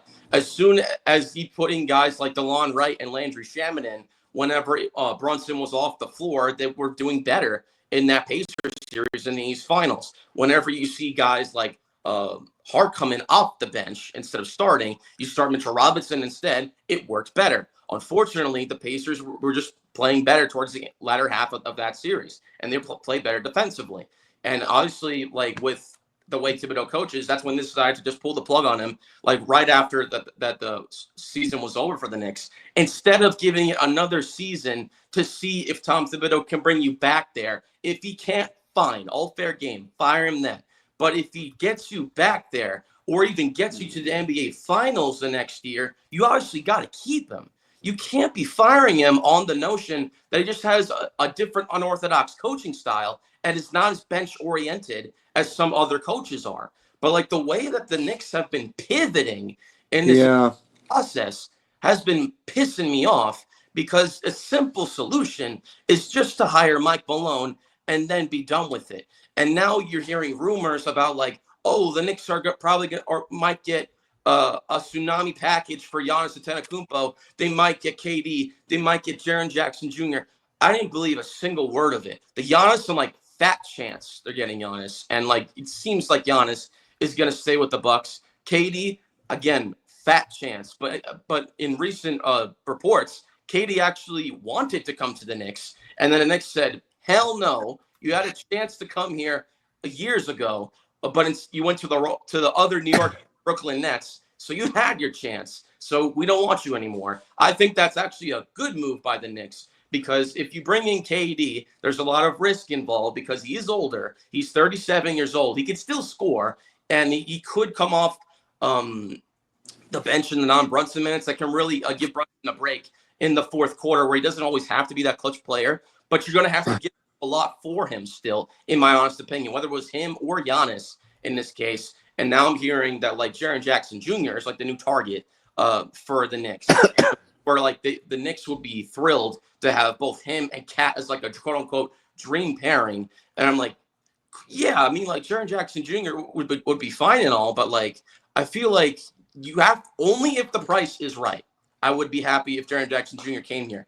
I think the only issue is that I don't want the Knicks to have to trade OG Anunoby for him. I feel like if you're going to trade anybody, it would probably have to be maybe Mikal Bridges or Mitchell Robinson. That would be the most comfortable, because if you're going to trade Mikal Bridges, I would want Jaren Jackson Jr. and picks, because you need to get something back from the Mikal Bridges trade. Yes. 5 picks for this guy, and he has been a difference in this postseason. First 2 games in the Boston series, perfect example. Steal the ball away from Jason Tatum and block the ball from Jaylen Brown game 2. We don't win that series without him. So I can see why like they would keep a guy like Mikal Bridges if that were the case. But I wouldn't be mad if he got traded if we got a couple of picks and JJJ in return. That way you can have a guy that can still score from the mid-range, who is a great threat defensively, because Jaren Jackson Jr. has been one of the better defensive players in the league, underrated in my opinion, and he can definitely score alongside Brunson, and that would really help benefit the team. But I'm of the mindset now where hire a coach that's just going to get the job done, whoever it may be at this point, even though I still full-heartedly believe it should be Mike Malone. And I just say run it back with the same team and just get bench pieces. And if you're not going to utilize the guys on the bench, even the young guys like Tyler Kolek, Pacome Daddier, Ariel Hukporti, like then trade them away and get better bench players. And here's another thing that I saw a couple days ago online actually, and this is different for the Knicks. So when they made the Mikal Bridges trade, they had what was included in there was draft rights for this player called James Nagy. So James Nagy is playing in the EuroLeague right now with Barcelona. And he's a tall center that's over 7 foot, and he said that he doesn't want to play in Barcelona anymore. He wants to come play for the NBA in America, and that's big. The reason why that's big is because if that's the case, if you bring in Najee, then it opens the door for you to trade another big man, because if you get Najee in there, you have a ton of big men that you can dispose of. Hukporti, Daddier, Mitchell Robinson, Precious Achiuwa, all 4 of those guys plus Najee. That's 5 centers that you have on the roster. Some of those guys have got to go for like a bench player. And the thing is, Najee's going to be cheap. He's going to be paid under the veteran minimum. So under $1 million, they're going to pay James Najee. So if you bring him in with the promise that he suggests, when you look at the tape, he looks pretty nice. Then I see no problem with trading Mitchell Robinson at that point when you have reinforcements and young, tall centers that can fill in that void. And then you can bring in bench players to kind of the gap that you were missing with the Knicks with the lack of bench production. So, yeah, the whole thing about the coaching decision is really starting to tick me off. I would have fired Mike Malone already if it were me. But Jenkins or Mike Brown, whatever, just get it done. Keep in mind, James Dolan and Leon Rose run the show. Yeah, and one more thing. You mentioned James Dolan and Leon Rose. I don't believe for a second that this was Leon Rose's call. I think to fire Thibodeau. I think it was all James Dolan because there's no way that Leon Rose would have willingly wanted to fire Tibbs. I'm not convinced because him and Leon Rose had the best relationship for years, and right. He's why Thibodeau was even brought in here. It's James Dolan, I think, is the crux of that firing because it was the decision was ultimately going to run through him anyway, in my opinion, because he's the GM, and his decision is going to be the final say, which I think is nonsense because Thibodeau, again, the track record speaks for him. He got you to these finals. Firing him after that makes no sense. So I don't get why. Same thing with Mike Malone. Same thing with Taylor Jenkins. All three of those guys got screwed. So I'm curious to see who the Knicks bring in here, whether it's Jenkins or Brown. But that's all I got to say about it. First off, well done. You managed to increase my IQ by 10 points. I tried. I gotta take a sip of water too. Yeah, I need some water after that one. That was fresh, Kevin. That was fresh. Yeah, for sure. That should have been your fresh, fine, or fried right there. Oh no, I got a different one. Oh, I can't wait for that. So real quick before we transition over to baseball, quick answer from all of you. So Kevin Durant is seeking a trade from the Phoenix Suns. His top three options are the Spurs, the Heat, or the Rockets. Give me a little explanation as to who you're picking and why, Alec. I know I was with you, so I'm going to go to you first. The only reason why for Miami, that doesn't make sense because they should blow it up with what they have. San Antonio, I feel they may be the front runners because they do have the pieces and think about what they have established. But Houston, I feel they may be on a similar position as San Antonio is. Young team, and they do have the pieces to get things done. But what Houston's working now, I feel wouldn't make a lot of sense, though. I have noted out beforehand that San Antonio may have the pieces and they may need an extra push. You don't know what the return package is going to be, but I don't feel the Rockets are too keen on giving up Jalen Green in such a return. San Antonio, on the other hand, but they'd be willing to move on from Keldon Johnson in that regard, and then build the team around Stephon Castle. You got a starting five. You got to think of the starting five here. De'Aaron Fox, Stephon Castle, KD, Harrison Barnes, Wembanyama. How about that? You could put Johnson in a package, and possibly, and then you could also have him, Devin Vassell. Who knows how many players are going to be involved in this? But it's not going to be a simple 2-team trade. You're going to factor in a third team in this too as a sweetener. But I feel San Antonio is going to get him, in my opinion. I'm going to agree with Alec here. I think San Antonio is just the better spot. I think they have a lot to offer as far as assets, as far as draft capital, and actual players. I think that they have a better shot at getting KD to land there. I think they have a lot of potential. I think Houston doesn't want to give up any big assets, especially after they were the 2 seed in the West. So if Kevin Durant is going to go somewhere, I think he wants to go to a team that has potential to win, but not necessarily an already contender at this stage of his career. John, what do you think? I'm not going to argue with any of that or what Alec just said. My connection is a little bit out of left field, but I think there's some reality to it. The Olympics were just in France. Yep. And KD had an outstanding Olympics for Team USA. Yep. Maybe it's just a dream of mine, but KD, Wembanyama with the Spurs seems pretty awesome to me, and there you have that French connection all over again. That's a very good claim, and actually, Patrick Rush said it better than anybody. Kevin Durant is the most decorated U.S. basketball player of all time. When you look at the gold medals he's won. Mm-hmm. And you also think of the one that's most recent, the Avengers. Him, LeBron, Steph, one last time. Yeah, pretty much. All right, Kevin, where do you stand on this Kevin Durant potential trade to the landing spot? So this is one of the things I've been paying really close attention on because it's just so interesting to me. I mean, obviously, when I looked at the three candidates that Katie boiled it down to, for one was Heat, Spurs, and Rockets, I eliminated the Heat immediately because it doesn't make much sense for him to go there. Spurs and Rockets are the two that I can see that are going to be the last two front runners in that regard. I'm kind of with the floor here. I do say he probably ends up going to the Spurs because I think that the Spurs have the right package necessary to get him. But also, I've been hearing another team in the mix, which is Minnesota, going for KD because just based on what I've been reading, apparently Phoenix is not thrilled by the packages that Miami, San Antonio, and Houston have brought them for KD, and they've been more impressed by Minnesota's package. Apparently, Minnesota's been the most aggressive in trying to get KD, and KD, again, it's just from what I read.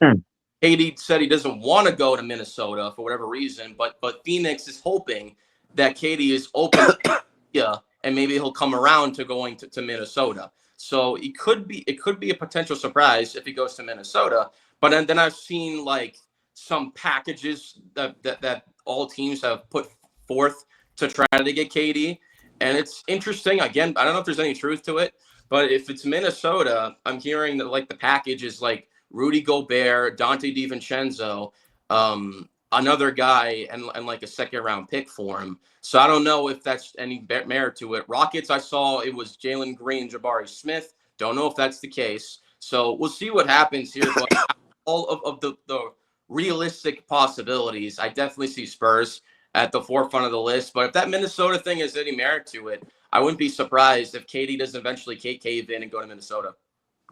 Minnesota has a valid argument, especially you pair him with Anthony Edwards. That could be a really good combo. Also one other thing I also like about going to San Antonio or even the Houston Rockets, well, mainly San Antonio. Do any of you remember where KD went to school? Texas. Correct. Texas. You'd be going back to where he played his college ball. So that's the NBA for you. Now we're gonna get into the MLB because we had a Boston Red Sox. Bravo. You just managed to dismantle your win total by 20. So, yes, Rafael Devers was traded to the San Francisco Giants on Father's Day. Kevin and I put up videos of ourselves laughing hysterically about that because they just swept the Yankees and now here they go, they do this. But I do want to say, I think the reason behind this was to get Rafael Devers the hell out of Boston because the reports that have come out about Rafael Devers have been insane, that he's a bad teammate, that the fans don't like him. And the most recent thing that came out when he sat down with David Ortiz, a legendary Boston Red Sox, and Ortiz talked to Rafael about being a legendary, being the face of the franchise for Boston moving forward. Devers just kind of tuned David Ortiz out, and that didn't sit well with him. So now he gets traded to San Francisco. And what's the first thing that Rafael Devers says in San Francisco? I'll play anywhere you want to put me. What a hypocrite. So savage, Matt, when you consider the fact that like the whole reason why Boston was even considering to trade him was because he's not a team player and refused to go to for Alex Bregman to replace him whenever they acquired him for him to play third base instead. And then he made him open up to the idea of playing DH and wasn't for it at the time at first. And I was like, fine, I'll play DH. Then when Tristan Casas had his leg blown off, they wanted Devers to play first base. And he's like, I'm not playing first base. I already gave up third base for you playing DH. Why would you want me to play first base? So that tells me that like that was the final straw there. That like they're like, okay, well, we don't want to have non-team players play for our team, but at the same time, Devers is your best player, and we know how this goes down because look at what happened. This is the third time that Boston has traded away their best player because of whatever reasons that they want. Now, before Devers, they traded most recently Mookie Betts. Yep. And he has a ring. So that definitely didn't work Two. out. Two. That definitely didn't work out. And we're not even acknowledging years ago, they traded Babe Ruth to the Yankees. Yep. One of the worst trades, if not the worst trade in sports history. So we'll see if this comes back to bite them in the butt. I hope to God it does, because Devers, I feel like, is so petty by saying that now that he's with a different team, he's like, I'll play whatever you want me to play. Very hypocritical, savage, and I'm so happy as the Yankees fan that he can finally not hurt us anymore, because he has been killing us for years. But now with him gone with the Giants, it's going to be interesting. And I think that they play the Giants, the Red Sox do, literally in like a half hour. This weekend, yes. Exactly. Right now, they're playing in an hour. Wow. Thing. Yo, I got to check this out. Yeah, and what's it called? Is it in San Francisco or is it in Boston? It's in San Francisco. Okay. So also, Yeah, it's also with Craig Breslow, with the Red Sox. He sees it as a win-win, because yes, you lose Devers, but you're also making Giants pay all of his contract for that $300 million contract. So that's a win in the Red Sox's case. But the return you got for him is not good. Jordan Hicks and prospects. It was Jordan Hicks. It was Kyle Harrison, James Tibbs III, and Bayo. I'm forgetting his first name, but that is not a good return for Rafael Devers of his caliber. When you consider the fact that what he's brought to the table with this Boston team ever since Boston got him, they didn't even. Buster Posey is a mastermind in this trade, because he did not have to give up his top prospect for him. That is genius for Buster Posey's case. And their top prospect was Bryce Eldridge. And I know a lot of Boston fans, especially the ones that we had in our chat, were like, okay, after finding out that Devers was like an idiot and a jerk, they were so mad whenever they saw the return for him. And like, we didn't even get Eldridge. And that is a masterclass in negotiating by Buster Posey's case. Unfortunately, the only bad end of the deal that he got was he has to pay all that $300 million. Right. So that's the only win in Boston's case. Also, Boston recently sent down one of their rookies, Christian Campbell, to AAA this year. So that's another interesting case when factor in that scenario. So it's a very interesting case. People have compared it to the Luka Doncic trade, and I can see reasons why. It's not up to the same caliber per se, but I would say it's similar in the case where it's like you're trading away your best player seemingly for no reason. And for Luka Doncic's case, it was literally for no reason. But for Boston's case, it was a matter of his attitude and him not willing to be a team player. So I can see why Boston made the trade, but not for the return they got. I'm inclined to believe that the Giants won this trade, not 100% because of the contract they had to take on fully, but I would say majority Giants won this trade fully, in my opinion. I agree. I think the main thing was they wanted to get a sour guy out of the ball club. They wanted at least a little bit of a return for him. But here's the problem. The timing sucked. Yeah, when they did it. Very. Terrible time. Yankees, and you trade away your best player. That makes the sweep feel like a loss in Boston's eyes. Yeah. Because can you imagine if the Yankees midseason traded away Aaron Judge for no reason? Can you imagine that? I would blow up out of my gasket and punch a hole in the wall.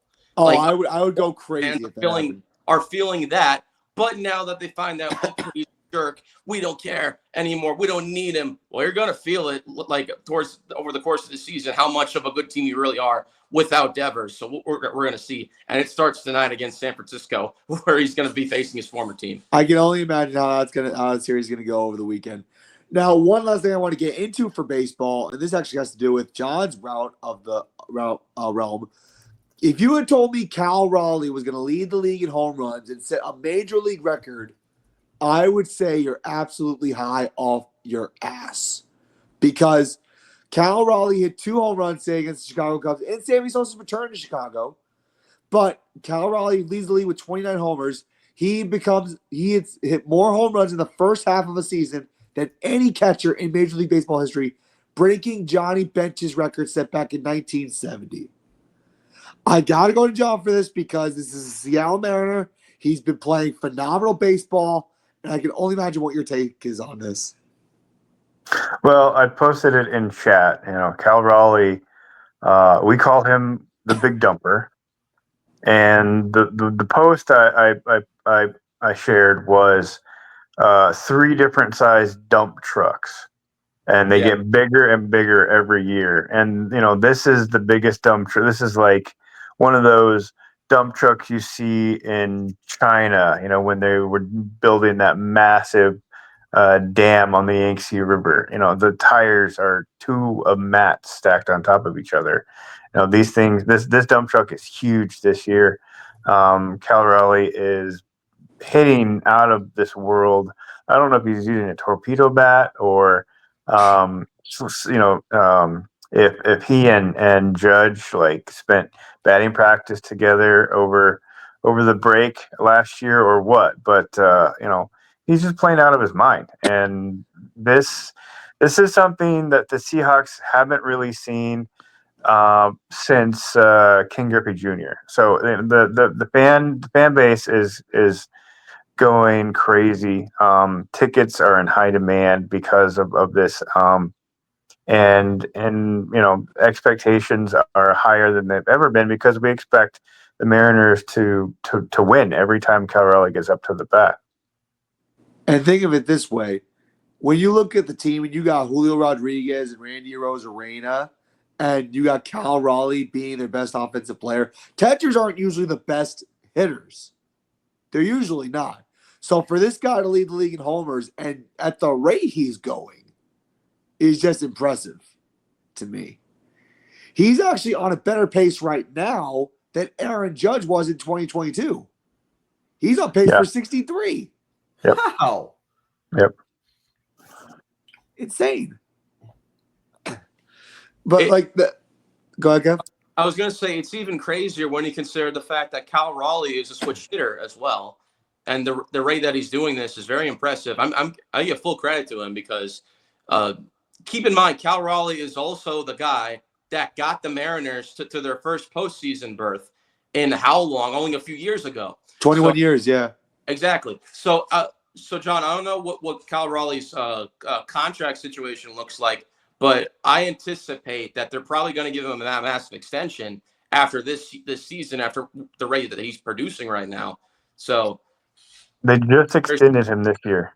They just extended him? Okay. So yeah. I think they're making the most of it now at this point because he's been a great catcher, a fabulous hitter this season. And again, very surprising when you consider that he's leading the league in homers over Aaron Judge. Again, now, no disrespect to him or John or the Mariners, but I don't think that's going to last the whole season. I think. Now, it's very fun. It's very cool. I love seeing guys like Cal Raleigh perform the way that he has because he's such a likable guy. He's such a great baseball player. I'm so happy for him, but I don't think it's going to last the whole season. I just don't. But I'm loving what I'm seeing from him right now. Hey, listen, that was the Yankees fan patting and the Mariners fan on the head going, "Good job, little boy." No, listen. I'm just saying, I don't think it'll last. I'm just saying. No, listen. I like what Cal Raleigh is doing. Like I said, catchers don't usually do this. Right. So it's impressive to see him do it. And like I said, he's on pace for 63, which is incredible. Baseball player's named Cal. That's all I'm going to say. Cal Ripken Jr.? Junior. Yeah. Wow. Okay. Now, before we get into Fresh Find or Fried, we're going to give Alec the spotlight here. Last time we talked about the NHL Stanley Cup Finals, it was after Game 4. We had 3 overtime games. Games 5 and 6 were blowouts in favor of the Florida Panthers. We did not get a Game 7. Florida is a back-to-back defending Stanley Cup champion. Alec is not thrilled about this. Alec, I'm going to give you the floor for several minutes. Oh, man. We were all robbed of a Game 7. Let's be real. It doesn't matter if the Florida Panthers were a significantly better team. We were robbed of what was a classic rematch between these two teams. In the first 4 games, it was cinema. All right, you have the 3 overtime games between them, and Edmonton taking 2 of the free overtime games. But with the way that this series played out, we now know there is a significant gap between the Florida Panthers and the second best team in the NHL. Whether it be the Edmonton Oilers or the Toronto Maple Leafs is yours for you to determine because, yes, the Leafs took the Panthers to Game 7, but that was all the way in the second round. The Oilers, they know how to play playoff hockey, and they can play up to their potential. Their depth was actually better this season compared to last year. Yet at the end of it all, they were 2 games short compared to last year, which makes you wonder, what in the world? You mean to tell me the Oilers, they were 1 win away last year compared to this year, and the Oilers were actually a better team this time around? Well, like it or not, the Florida Panthers actually were much better compared to their counterparts last year. You think of Vladimir Tarasenko, Brad Marchand. You'll say Marchand is a significant upgrade on the third line. Yes, Alexander Barkov, Matthew Tkachuk, and Sam Reinhart were playing through several sorts of injuries, but they still made impacts. Barkov had his hand cut, and he was still able to lock up McDavid and Draisaitl alongside Reinhart. That's impressive, not only from them, but also how deep Paul Maurice's team is. You want to know how unfair this depth is? 9 players had at least 15 points for the Panthers in this postseason run. 6 of them had at least 20, including the Conn Smythe Trophy winner Sam Bennett. I really thought it was going to go to Brad Marchand. Yeah. You know how many goals he had in the Stanley Cup final? 6. Yeah. 6 goals in the finals, which had me thinking, okay, this will seriously boost his case to being the Conn Smythe Trophy favorite. Sam Bennett? Believe it or not, he's no slouch. He scored 15 goals in this year's playoffs. But if you want to have a trophy for finals MVP only, it's Marchand. But if you want to split the trophy up like what Katie did at the end of Mean Girls, give a piece to Bennett, give another piece to Marchand, give another piece to Bobrovsky, and hey, even if they're injured, give some pieces to Barkov, Tkachuk, and everyone else on this team. Gustav Forsling, too. He is up there with Jacob Slavin among the best defensive defensemen in the NHL. Forsling and Aaron Ekblad are the 1-2 punch of this defensive core. Nico Mikkola will bruise you down, and Seth Jones is the replacement to Brandon Montour that the Panthers have been looking for. They were looking for a long-range replacement, and he'll be here for the next 4 seasons after this year. They're the best road playoff teams in Stanley Cup playoffs history, by the way. Dead serious when I say it. They obliterate the previous record for most goals in a single postseason run on the road. The last record was 49 goals by Wayne Gretzky's Kings in 93. They obliterate that by 12 goals. You heard that right. The Florida Panthers, as a team this year in the postseason, scored 61 goals on the road. You can talk about antics all you want. You can talk about Bennett's elbow or players getting away with suspendable hits. Well, it is fair because then again, the Panthers were the most penalized team in the regular season. But it shouldn't overshadow who they are as a team. Excellent chemistry, an excellent culture, and an excellent foundation paving the way for back-to-back Stanley Cups. And if you're the Edmonton Oilers, you'd be thinking, what if this was your last shot, or at least your last great shot with this current core? You had everything lining up for success, but you managed to run into the same coach that managed to shut you down and shut your team down over this decade for a third time. He did so last year's final, and he did it when he was the coach of the Winnipeg Jets in the 2021 COVID bubble. When he swept it, when the Jets swept the Oilers, there's that year with Connor Hellebuck turning it on. But now the Oilers are now questioning, what now? They gave a massive overpay to Trent Frederick to start off the offseason. I mean, 8 years at $4 million per year? What in the world? Now you have to wonder, what do you do with everyone else? Of course, you keep McDavid and Draisaitl around. Draisaitl is going to get a huge payday. The McDavid contract negotiations are just starting. And I would be best inclined to stay put in Edmonton. I mean, where else would he go? Toronto? The Rangers? Fat chance because he wants to win in Edmonton. Right. Yeah, Corey Perry wants to stick along for one last ride. I think this upcoming season may be its last. Evan Bouchard's due for a huge contract, and I feel he's going to get a heavy pay raise. personally, I'll pay him $9.5 million on the dot. Nothing more, nothing less. Darnell Nurse is an albatross contract that should get moved because he's a good player. He's just overpaid vastly. Matthias Ekholm is in the final year of his deal, and he's getting up there of age. He's 35 this year. He's about to be 36 next year. I imagine that all Evander Kane, Adam Henrique, Victor Arvidsson have all played their last games as Oilers. I feel they're going to shop them out to get upgrades in the offseason. Could you be going after someone like Jonathan Marchessault to bolster up this core? You missed out on Chris Kreider. Do you go for Marchessault or do you go for a Ricard Raquel in that same matter? Or if Anaheim falters, if Anaheim doesn't make it out, do you ask Anaheim for Kreider's services? What about goaltending?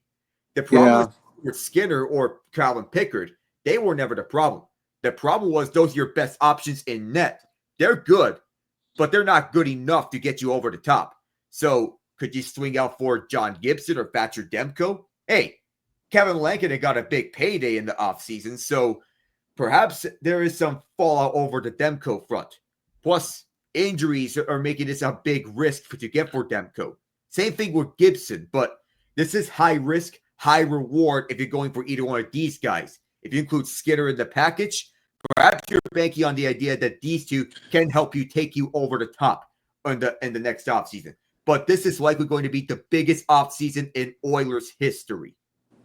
Very much so. It's such a shame that their season had to end the way it did.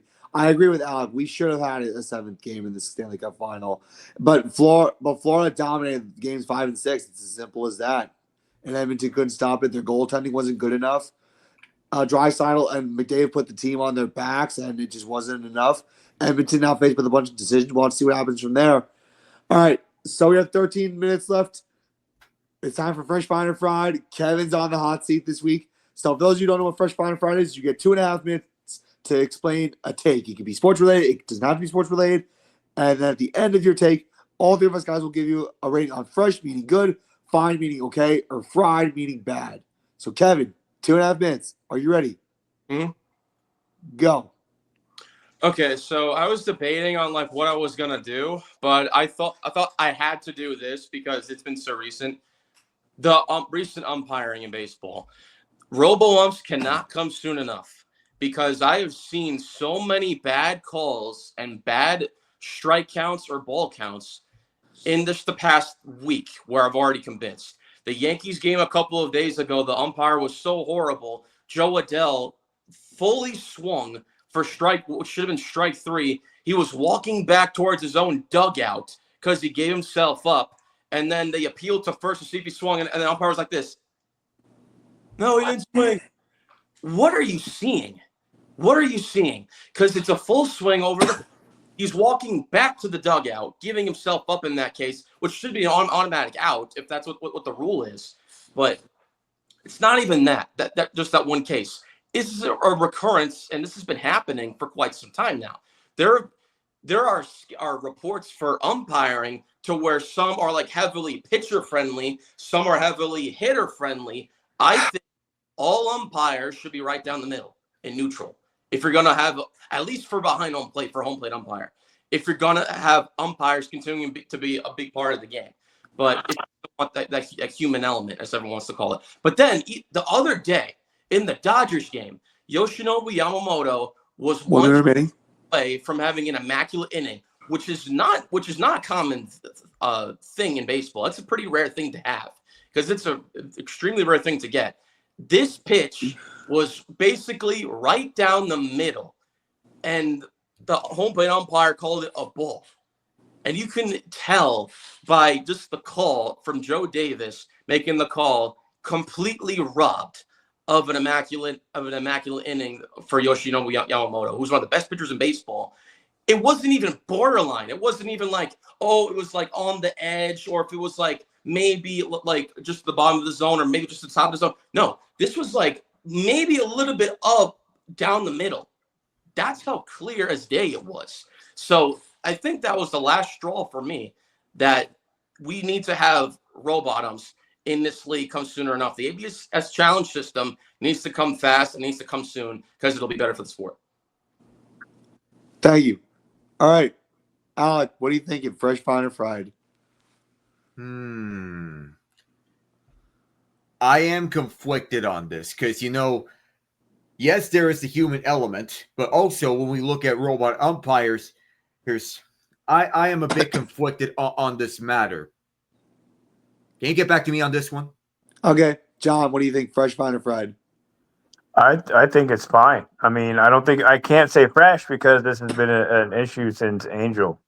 And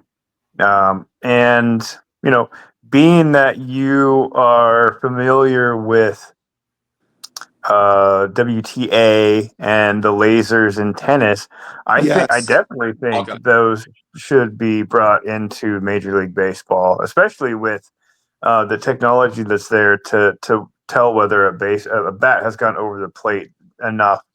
I've seen I know that the line, the batter's box that you see on TV that's painted is not real. And I also understand that there's a long time understanding that home plate ump has his own batter's box.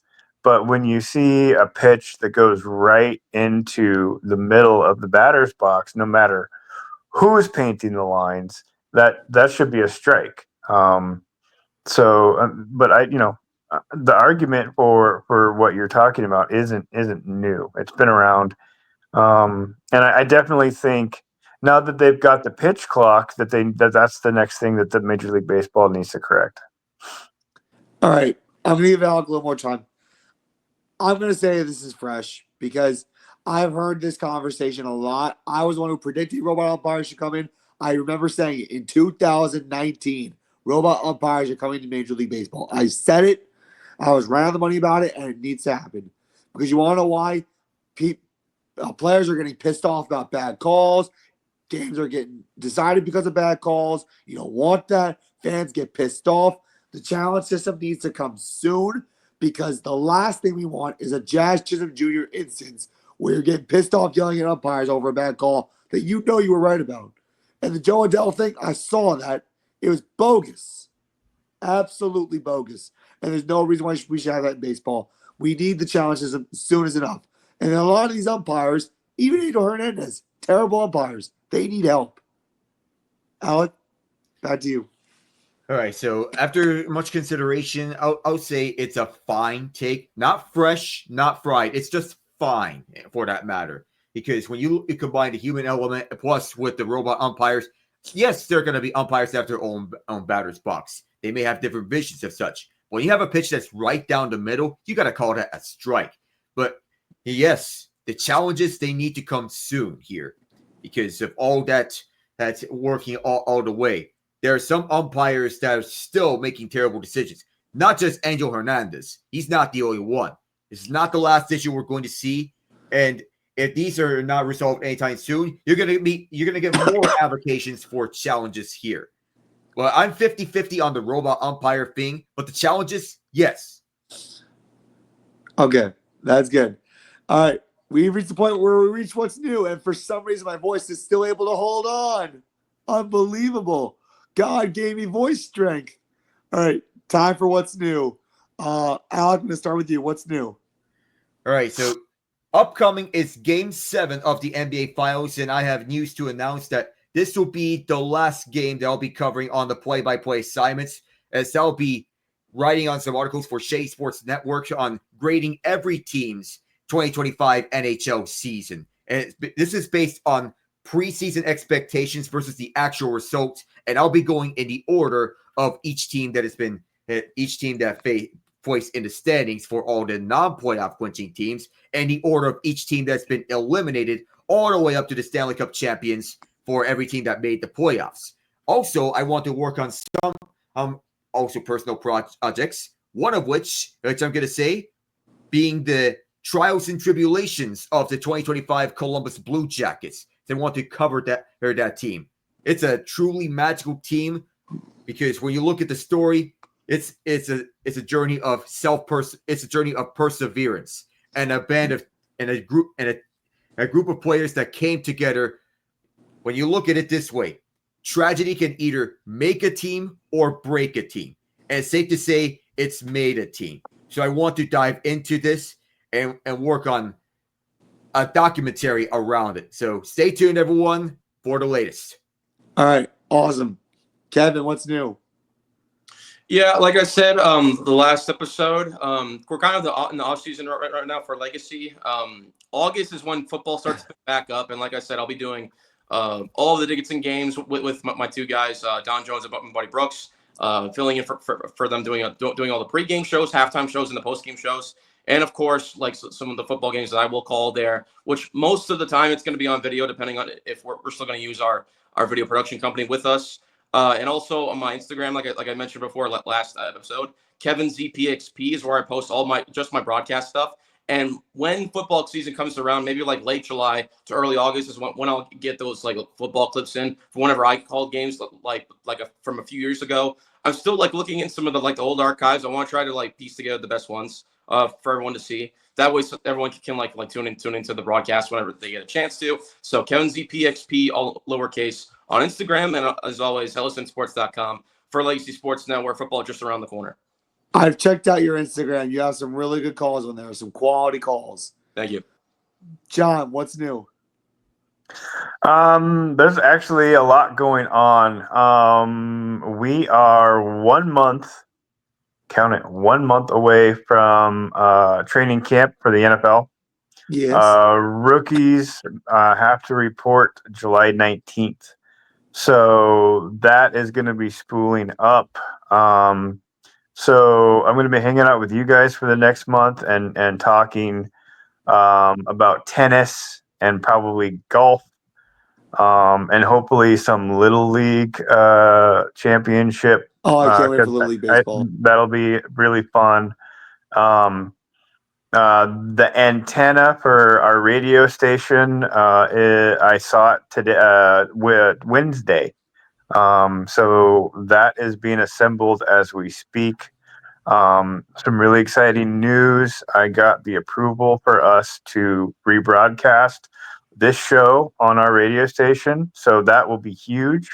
It'll probably be a Sunday night thing, which is exciting because it'll be right after you edit it, Matt.